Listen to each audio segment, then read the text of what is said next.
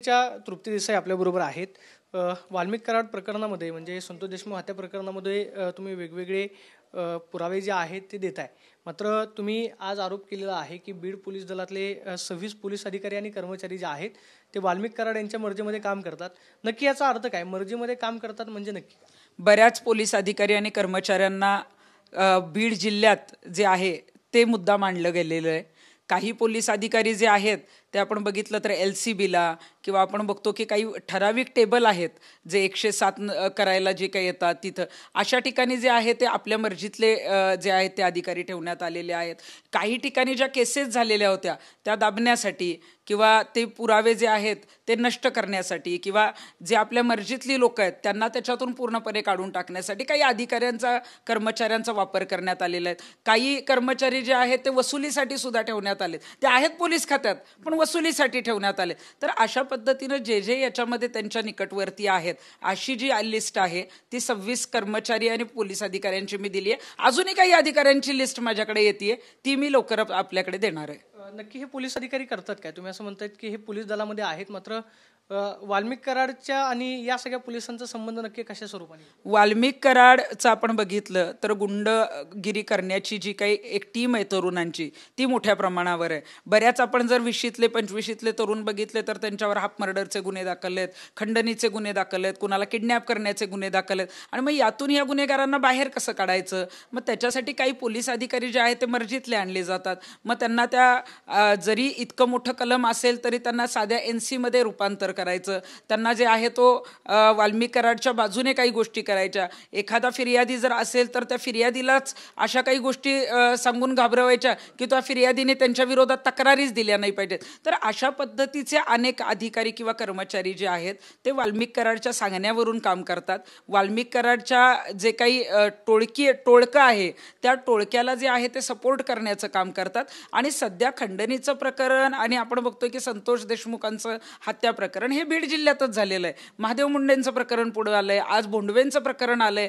मी जी list दिली आहे ती आपण बघितलं असेल की बीड जिल्ह्यातली केज पोलीस स्टेशन आहे, अंबेजोगाई आहे, परळी आहे, धारूर आहे, असे वेगवेगळे म्हणजे वेगवेगळी प्रकरणं जेव्हा बाहेर येत आहेत आणि मग ती बाहेर आल्यावर त्याचा सखोल तपास करण्यासाठी तिथे कराडच्या नजीकचे जर अधिकारी असतील तर त्याचा तपास होऊच शकत नाही सरळ मार्गी किंवा त्याच्यामध्ये जे काही गोष्टी आहेत त्या बाहेर निघूच शकत नाहीत. त्यामुळं जर खरोखरच बीड जिल्ह्यातला गुंडाराज संपवायचा असेल तर आपल्याला हे जे काही त्याच्या नजीकचे किंवा निकटवर्तीय जे काही अधिकारी आहेत किंवा मर्जीतले अधिकारी कर्मचारी आहेत त्यांना गृहमंत्र्यांनी तातडीने जी आहे ती त्यांची बीड जिल्ह्याच्या बाहेर बदली करणं गरजेचं आहे. आणि आम्ही सांगतोय म्हणून नाही, गृहमंत्र्यांकडे तर सगळाच डेटा असेल, पालकमंत्री याचा अभ्यास करतील आणि निश्चितच मला वाटते की हे अधिकारी कर्मचारी जर बीड जिल्ह्याच्या बाहेर गेले तर सर्वसामान्यांच्या ज्या काही तक्रारी असतील, ज्या काही अन्यायाविरोधात त्यांची दाद असेल त्या संदर्भात त्यांना न्याय मिळू शकतो.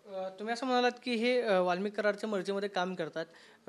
उद्या कदाचित तुम्हाला या सगळ्या गोष्टींचे पुरावे मागितले जातील, म्हणजे वाल्मिक कराड आणि या सगळ्या पोलीस अधिकाऱ्यांचे कर्मचाऱ्यांचे संबंध काय आहेत ते सगळे पुरावे तुमच्याकडे? माझ्याकडे काही पुरावे निश्चितच आल्यावरच मी बोलतीये.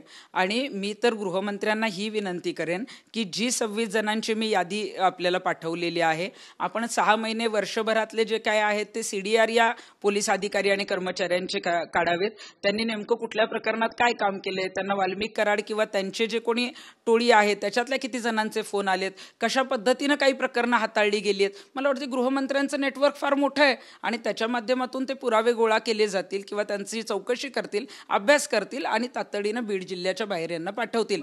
कारण काही अधिकारी असे आहेत की त्यांचा ठराविक काळ संपला की 5-6 महिने कुठेतरी बाहेर पाठवतात, परत बीड जिल्ह्यातच त्यांना आणलं जातं. कारण ह्यांच्या ज्या काही गोष्टी आहेत त्या पाठीशी घालण्यासाठी, खुनासारखे जे काही आरोप आहेत ते रिचवण्यासाठी जे आहे ते मर्जीतले अधिकारी आणायचे आणि आपल्यावरचं जे काय आहे ते आपण किती साधू संतांसारखे आहोत, फक्त कपाळावर अष्टगंधाचा नाम ओढला म्हणजे तुम्ही आध्यात्मिक होत नाही, त्याच्या मागे तुम्ही पाप किती करता हेही बघितलं जातं. आणि अशा पद्धतीचे अनेक अधिकारी कर्मचारी धनंजय मुंडेंचे उजवे हात म्हणून वाल्मिक कराडांकडे बघितलं जातं आणि म्हणूनच काही अधिकारी कर्मचारी हे मंत्र्यांच्या माध्यमातून तिथं आणले जातात.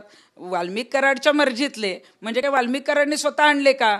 काही मंत्र्यांच्या माध्यमातून आणले आणि धनंजय मुंडेंचे उजवे हात ते आहेत. त्यामुळे मला वाटते की या टोळीशी कनेक्शन असलेले जे कोणी कर्मचारी असतील त्यांची जी आहे, मी काय त्यांच्यावर असे आरोप करणार नाही की त्यांना निलंबितच करा, तर मला वाटते की त्यांची बदली जर बीड जिल्ह्यातून बाहेर गेली किंवा झाली तर त्यांचा जो तो काही गुंडाराज इथं वाल्मिक कराडच्या टोळीचा चाललाय तो जो आहे तो संपू शकतो. तुम्ही असं म्हणालात की वाल्मिक कराड हा म्हणजे धनंजय मुंडेंचे उजवे हात आहेत. काही पोलीस अधिकाऱ्यांच्या नेमणुका ज्या आहेत त्या मंत्र्यांच्या माध्यमातून झाल्या, म्हणजे हे सगळं धनंजय मुंडेंच्याच माध्यमातून झालं असं तुम्हाला म्हणायचं? धनंजय मुंडे वाल्मिक कराड हे एकत्रच होते. वाल्मिक कराडला उजवा हात मानलं जातं धनंजय मुंडेंचा. त्यामुळे मग मर्जीतले अधिकारी कुणाच्या मार्फत आणायचे तर धनंजय मुंडेंच्या. धनंजय मुंडे कदाचित CM कडे किंवा गृहमंत्र्यांकडे त्याची शिफारस करत असतील. त्यामुळं वाल्मिक कराड हा काही असा एक मोहरा नाही आहे की ते स्वतःच मर्जीतले अधिकारी आणत असतील, तर निश्चितच धनंजय मुंडेंच्या माध्यमातून मर्जीतले अधिकारी कर्मचारी बीड जिल्ह्यात आणले जातात. याची तक्रार आता पुढे तुम्ही कुठे करणार आहात? तुम्ही असं म्हणता की गृहमंत्र्यांनी याची चौकशी करावी.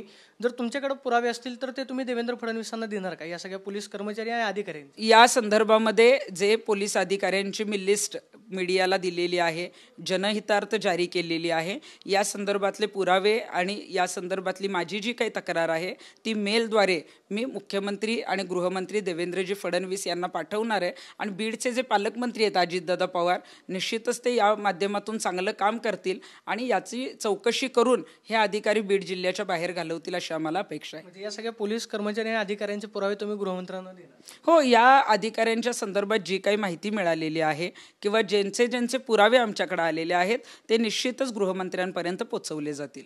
सुरेश धस बोलताना असं म्हणाले की तुम्ही 26 पोलीस अधिकारी आणि कर्मचाऱ्यांची यादी आहेत. तुम्ही खूप छोटा आकडा सांगितला. ही संख्या जवळपास 100. अजून ही व्याप्ती जी आहे म्हणजे तुमच्याकडे आलेली जे आहेत ते तुम्ही गृहमंत्र्यांना भविष्य काळामध्ये पाठवणार? सुरेश धस एकदम बरोबर बोलतायत. फक्त 26 पोलीस अधिकारी आणि कर्मचारी नाहीत, तर हा आकडा फार मोठा आहे.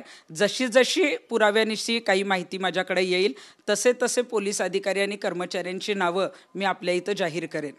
आपण पाहतोय की जी 26 पोलीस अधिकारी आणि कर्मचाऱ्यांची यादी मी जनहितार्थ जारी केलेली आहे ती यादी मेलद्वारे गृहमंत्री देवेंद्र फडणवीस यांना पाठवली जाईल. माझ्याकडे असलेले पुरावे जे आहेत ते देवेंद्र फडणवीसांना मी देणार आहे. मात्र या संपूर्ण प्रकरणाची चौकशी करून या पोलीस अधिकारी आणि कर्मचाऱ्यांची बीड जिल्ह्यांमधून बदली करावी अशी मागणी तृप्ती देसाईंनी केल्याचं पाहायला मिळते. कॅमेरा पर्सन हरीश नेगेसोन, मी प्रदीप कापसे, TV9 मराठी, पुणे.